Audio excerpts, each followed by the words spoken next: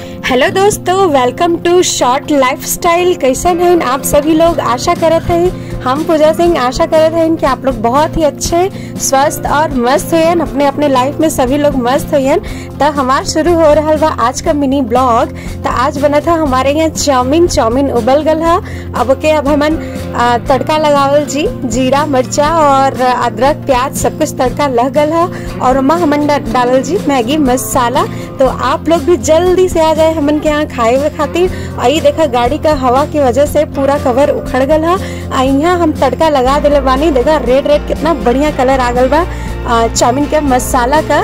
तो हमने यहाँ डाल दिले है जा मैगी मसाला। चाउमीन में हमन मैगी मसाला डाले है जा, जैसे ना टेस्ट बहुत ही बढ़िया और बहुत ही जबरदस्त आवला।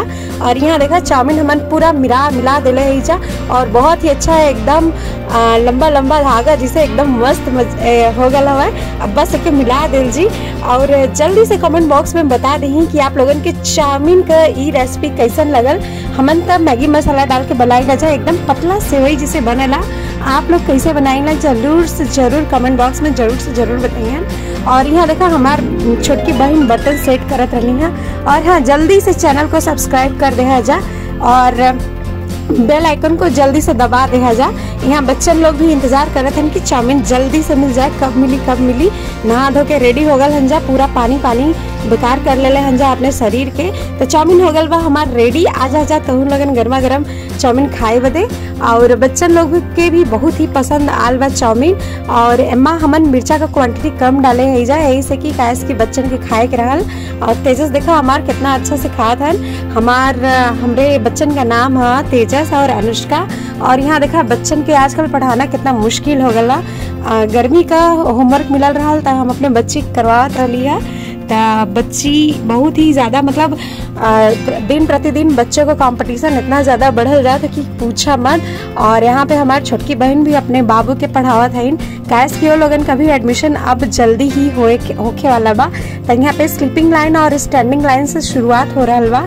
और बहुत जल्दी इनकर प्ले में भी एडमिशन हुई। बस स्कूल खुले का नंबर हवा, जल्दी ही जैसे ही स्कूल खुली वैसे ही एडमिशन हो जाई। तो आ गल हन हमारे बच्चन के नाना नानी में हमार मम्मी आ गल हन अपने मायके से। तो बच्चे लोग बहुत खुश हैं।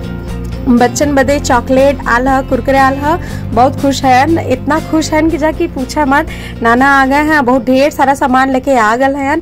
और यहाँ देखा तीनों जने पाती में एकदम बैठ के एकदम मस्त से खात हन चॉकलेट लॉलीपॉप।